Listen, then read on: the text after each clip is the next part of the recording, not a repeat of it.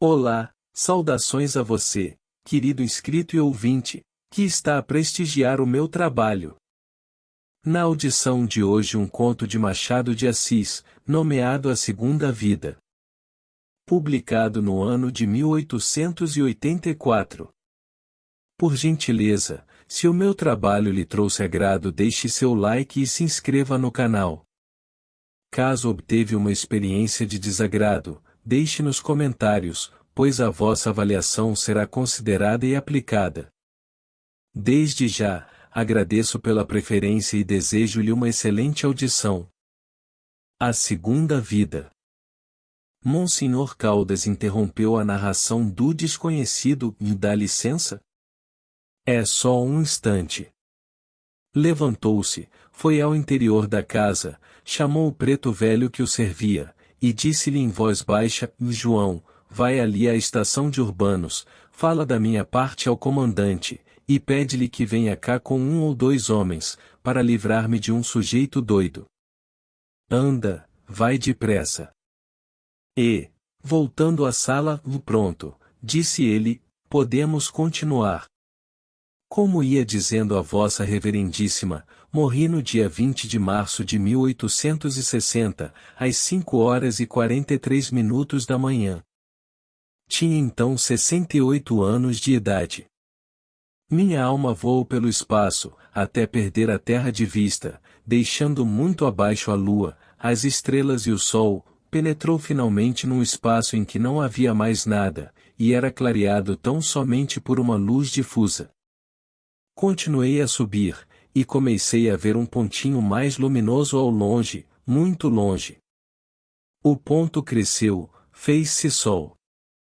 Fui por ali dentro, sem arder, porque as almas são incombustíveis. A sua pegou fogo alguma vez? Não, senhor. São incombustíveis. Fui subindo, na distância de 40.000 léguas, ouvi uma deliciosa música, e logo que cheguei a 5.000 léguas, desceu um enxame de almas, que me levaram num palanquim feito de éter e plumas. Entrei daí a pouco no novo Sol, que é o planeta dos virtuosos da Terra. Não sou poeta, monsenhor, ou não ouso descrever-lhe as magnificências daquela estância divina.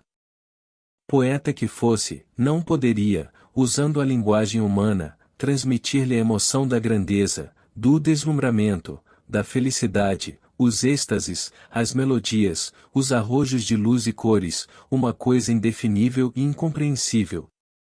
Só vendo. Lá dentro é que soube que completava mais 1 milheiro de almas, tal era o motivo das festas extraordinárias que me fizeram, e que duraram 2 séculos, ou, pelas nossas contas, 48 horas. Afinal, concluídas as festas, convidaram-me a tornar à terra para cumprir uma vida nova, era o privilégio de cada alma que completava 1 milheiro. Respondi agradecendo e recusando, mas não havia recusar. Era uma lei eterna.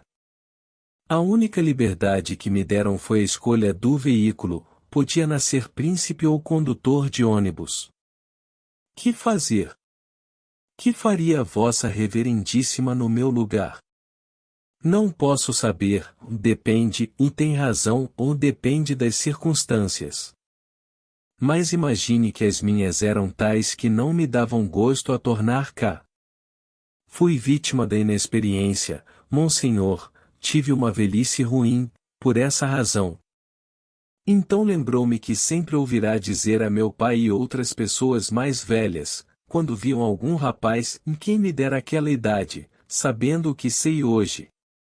Lembrou-me isto, e declarei que me era indiferente nascer mendigo ou potentado, com a condição de nascer experiente. Não imaginam o riso universal com que me ouviram.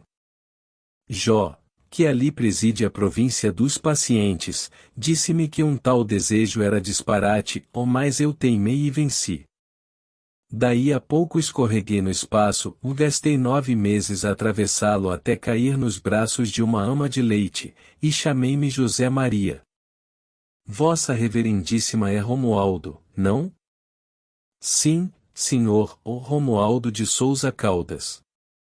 Será parente do padre Souza Caldas? Não, senhor. Bom poeta o padre Caldas. Poesia é um dom, e eu nunca pude compor uma décima. Mas, vamos ao que importa. Conto-lhe primeiro o que me sucedeu, ou depois lhe direi o que desejo de vossa reverendíssima. Entretanto, se me permitisse ir fumando. Monsenhor Caldas fez um gesto de assentimento, sem perder de vista a bengala que José Maria conservava atravessada sobre as pernas. Este preparou vagarosamente um cigarro. Era um homem de 30 e poucos anos, pálido, com um olhar ora mole e apagado, ora inquieto e centelhante. Apareceu ali, tinha o padre acabado de almoçar, e pediu-lhe uma entrevista para negócio grave e urgente. Monsenhor fê-lo entrar e sentar-se, no fim de 10 minutos, viu que estava com um lunático. Perdoava-lhe a incoerência das ideias ou o assombroso das invenções, pode ser até que lhe servissem de estudo. Mas o desconhecido teve um assomo de raiva, que meteu medo ao pacato clérigo. Que podiam fazer ele e o preto, ambos velhos, contra qualquer agressão de um homem forte e louco? Enquanto esperava o auxílio policial, Monsenhor Caldas desfazia-se em sorrisos e assentimentos de cabeça, espantava-se com ele, alegrava-se com ele, política útil com os loucos, as mulheres e os potentados. José Maria acendeu finalmente o cigarro, e continuou: renasci em 5 de janeiro de 1861. Não lhe digo nada da nova meninice, porque aí a experiência teve só uma forma instintiva. Mamava pouco, chorava o menos que podia para não apanhar pancada. Comecei a andar tarde, por medo de cair, e daí me ficou uma tal ou qual fraqueza nas pernas. Correr e rolar, trepar nas árvores, saltar paredões, trocar murros, coisas tão úteis, nada disso fiz, por medo de contusão e sangue. Para falar com franqueza, tive uma infância aborrecida, e a escola não o foi menos. Chamavam-me tolo e moleirão. Realmente, eu vivia fugindo de tudo. Creia que durante esse tempo não escorreguei, mas também não corria nunca. Palavra, foi um tempo de aborrecimento, e, comparando as cabeças quebradas de outro tempo com o tédio de hoje, antes as cabeças quebradas. Cresci, fiz-me rapaz, entrei no período dos amores. Não se assuste, serei casto, como a primeira ceia. Vossa Reverendíssima sabe o que é uma ceia de rapazes e mulheres? Como quer que saiba, tinha 19 anos, continuou José Maria, e não imagino o espanto dos meus amigos, quando me declarei pronto a ir a uma tal ceia. Ninguém esperava tal coisa de um rapaz tão cauteloso, que fugia de tudo, dos sonos atrasados, dos sonos excessivos, de andar sozinho a horas mortas, que vivia, por assim dizer, às apalpadelas. Fui à ceia, era no Jardim Botânico, obra esplêndida. Comidas, vinhos, luzes, flores, alegria dos rapazes, os olhos das damas, e, por cima de tudo, um apetite de 20 anos. Há de crer que não comi nada? A lembrança de 3 indigestões apanhadas 40 anos antes, na primeira vida, fez-me recuar. Menti dizendo que estava indisposto. Uma das damas veio sentar-se à minha direita, para curar-me, outra levantou-se também, e veio para a minha esquerda, com o mesmo fim. Você cura de um lado, eu curo do outro, disseram elas. Eram lépidas, frescas, astuciosas, e tinham fama de devorar o coração e a vida dos rapazes. Confesso-lhe que fiquei com medo e retraí-me. Elas fizeram tudo, mas em vão. Vim de lá de manhã, apaixonado por ambas, sem nenhuma delas, e caindo de fome. Que lhe parece? concluiu José Maria pondo as mãos nos joelhos, e arqueando os braços para fora. Com efeito, e não lhe digo mais nada, vossa reverendíssima adivinhará o resto. A minha segunda vida é assim uma mocidade expansiva e impetuosa, enfreada por uma experiência virtual e tradicional. Vivo como Eurico, atado ao próprio cadáver. Não, a comparação não é boa. Como lhe parece que vivo? Sou pouco imaginoso. Suponho que vive assim como um pássaro, batendo as asas e amarrado pelos pés, e justamente. Pouco imaginoso? Achou a fórmula, é isso mesmo. Um pássaro, um grande pássaro, batendo as asas, assim. José Maria ergueu-se, agitando os braços, à maneira de asas. Ao erguer-se, caiu-lhe a bengala no chão, mas ele não deu por ela.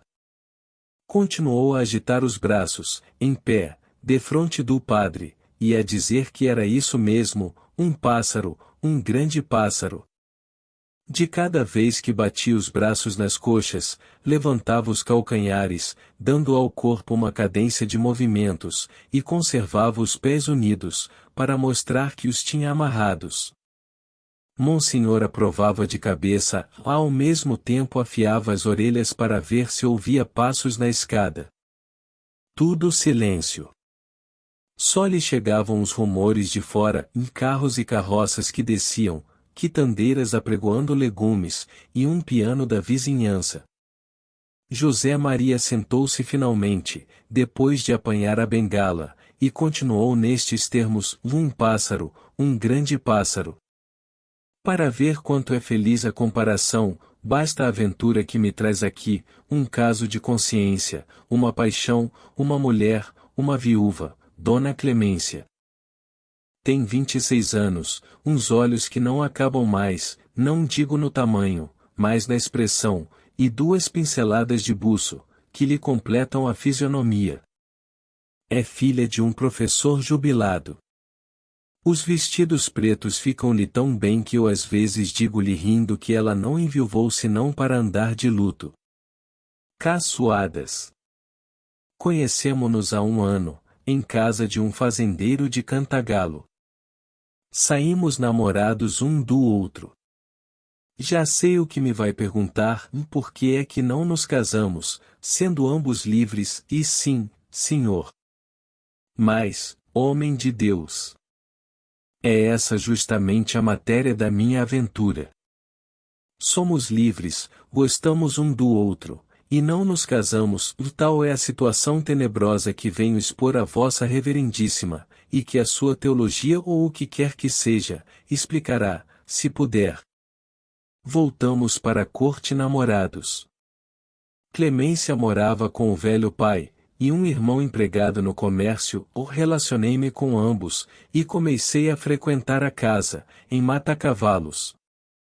Olhos, apertos de mão, palavras soltas, outras ligadas, uma frase, 2 frases, e estávamos amados e confessados. Uma noite, no patamar da escada, trocamos o primeiro beijo. Perdoe estas coisas, monsenhor, ou faça de conta que me está ouvindo de confissão. Nem eu lhe digo isto senão para acrescentar que saí dali tonto, desvairado, com a imagem de Clemência na cabeça e o sabor do beijo na boca. Errei cerca de 2 horas, planeando uma vida única, determinei pedir-lhe a mão no fim da semana, e casar daí a 1 mês. Cheguei às derradeiras minúcias, cheguei a redigir e ornar de cabeça as cartas de participação. Entrei em casa depois de meia-noite, e toda essa fantasmagoria voou, como as mutações à vista nas antigas peças de teatro. Veja se adivinha como.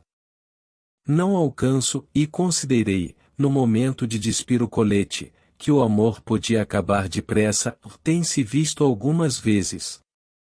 Ao descalçar as botas, lembrou-me coisa pior, podia ficar o fastio. Concluí a toilette de dormir, acendi um cigarro, e, reclinado no canapé, Pensei que o costume, a convivência, podia salvar tudo, mas, logo depois adverti que as duas índoles podiam ser incompatíveis, e que fazer com duas índoles incompatíveis e inseparáveis. Mas, enfim, dei de barato tudo isso, porque a paixão era grande, violenta, considerei-me casado, com uma linda criancinha. 1, 2, 6, 8, podiam vir 8, podiam vir 10, ou algumas aleijadas. Também podia vir uma crise, 2 crises, falta de dinheiro, penúria, doenças, podia vir alguma dessas afeições espúrias que perturbam a paz doméstica. Considerei tudo e concluí que o melhor era não casar. O que não lhe posso contar é o meu desespero, faltam-me expressões para lhe pintar o que padeci nessa noite. Deixa-me fumar outro cigarro?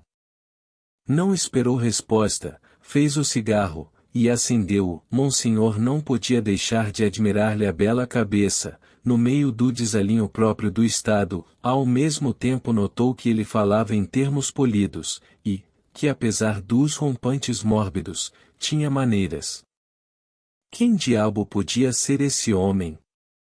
José Maria continuou a história, dizendo que deixou de ir à casa de Clemência, durante 6 dias, mas não resistiu às cartas e às lágrimas.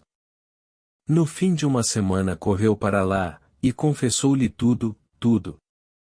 Ela ouviu-o com muito interesse, e quis saber o que era preciso para acabar com tantas cismas, que prova de amor queria que ela lhe desse.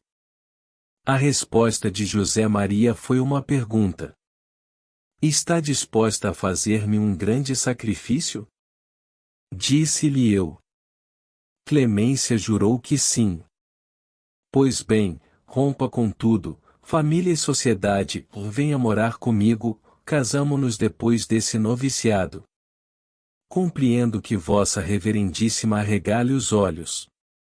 Os dela encheram-se de lágrimas, mas, apesar de humilhada, aceitou tudo. Vamos, confesse que sou um monstro. Não, senhor, como não? Sou um monstro. Clemência veio para minha casa, e não imagina as festas com que a recebi. Deixo tudo, disse-me ela, você é para mim o universo. Eu beijei-lhe os pés, beijei-lhe os tacões dos sapatos. Não imagina o meu contentamento. No dia seguinte, recebi uma carta tarjada de preto, era a notícia da morte de um tio meu, em Santana do Livramento, deixando-me 20.000 contos. Fiquei fulminado. Entendo, disse a Clemência, você sacrificou tudo, porque tinha notícia da herança. Desta vez, Clemência não chorou, pegou em si e saiu. Fui atrás dela, envergonhado, pedi-lhe perdão, ela resistiu. 1 dia, 2 dias, 3 dias, foi tudo vão, Clemência não cedia nada, não falava sequer. Então declarei-lhe que me mataria, comprei um revólver, fui ter com ela, e apresentei-lhe. É este. Monsenhor Caldas empalideceu. José Maria mostrou-lhe o revólver, durante alguns segundos, tornou a metê-lo na algibeira, e continuou, cheguei a dar um tiro. Ela, assustada, desarmou-me e perdoou-me. Ajustamos precipitar o casamento, e, pela minha parte, impus uma condição, doar os 20.000 contos à Biblioteca Nacional. Clemência atirou-se-me aos braços, e aprovou-me com um beijo. Dei os 20.000 contos. Há de ter lido nos jornais. 3 semanas depois casamo-nos. Vossa Reverendíssima respira como quem chegou ao fim. Qual? Agora é que chegamos ao trágico. O que posso fazer é abreviar umas particularidades e suprimir outras, restrinjo-me à clemência. Não lhe falo de outras emoções truncadas, que são todas as minhas, abortos de prazer, planos que se esgarçam no ar, nem das ilusões de saia rota, nem do tal pássaro, e plás, e plás, e plás. E, de um salto, José Maria ficou outra vez de pé, agitando os braços, e dando ao corpo uma cadência. Monsenhor Caldas começou a suar frio. No fim de alguns segundos, José Maria parou, sentou-se, e reatou a narração, agora mais difusa, mais derramada, evidentemente mais delirante. Contava os sustos em que vivia, desgostos e desconfianças. Não podia comer um figo às dentadas, como outrora, o receio do bicho diminuía-lhe o sabor. Não cria nas caras alegres da gente que ia pela rua, preocupações, desejos, ódios, tristezas, outras coisas, iam dissimuladas por umas 3/4 partes delas. Vivia a temer um filho cego ou surdo-mudo, ou tuberculoso, ou assassino, etc. Não conseguia dar um jantar que não ficasse triste logo depois da sopa, pela ideia de que uma palavra sua, um gesto da mulher, qualquer falta de serviço podia sugerir o epigrama digestivo, na rua, debaixo de um lampião. A experiência dera-lhe o terror de ser empulhado. Confessava ao padre que, realmente, não tinha até agora lucrado nada, ao contrário, perderá até, porque fora levado ao sangue. Ia contar-lhe o caso do sangue. Na véspera, deitara-se cedo, e sonhou. Com quem pensava o padre que ele sonhou? Não atino, e sonhei que o diabo lia-me o Evangelho. Chegando ao ponto em que Jesus fala dos lírios do campo, o diabo colheu alguns e deu-mos, toma, disse-me ele, são os lírios da Escritura, segundo ouviste, nem Salomão em toda a pompa, pode ombrear com eles. Salomão é a sapiência. E sabes o que são estes lírios, José? São os teus 20 anos. Fitei-os encantado, eram lindos como não imagina. O diabo pegou deles, cheirou-os e disse-me que os cheirasse também. Não lhe digo nada, ou no momento de os chegar ao nariz, vi sair de dentro um réptil fedorento e torpe, dei um grito, e arrojei para longe as flores. Então, o diabo, escancarando uma formidável gargalhada, José Maria, são os teus 20 anos. Era uma gargalhada assim, cá, cá, cá, cá, cá. José Maria ria à solta, ria de um modo estridente e diabólico. De repente, parou, ou levantou-se, e contou que, tão depressa abriu os olhos, como viu a mulher diante dele aflita e desgrenhada. Os olhos de Clemência eram doces, mas ele disse-lhe que os olhos doces também fazem mal. Ela arrojou-se-lhe aos pés. Neste ponto a fisionomia de José Maria estava tão transtornada que o padre, também de pé, começou a recuar, trêmulo e pálido. Não, miserável! Não! Tu não me fugirás, bradava José Maria investindo para ele. Tinha os olhos esbugalhados, as têmporas latejantes, o padre ia recuando e recuando. Pela escada acima ouvia-se um rumor de espadas e de pés. Fim. Esta foi a obra narrada deste vídeo. Uma vez mais, agradeço pela preferência, caso lhe tenha agradado, curta, se inscreva e compartilhe. Se algo não lhe agradou, escreva nos comentários pois a sugestão será aplicada. Um grande abraço a você, querido inscrito e ouvinte. Até a próxima!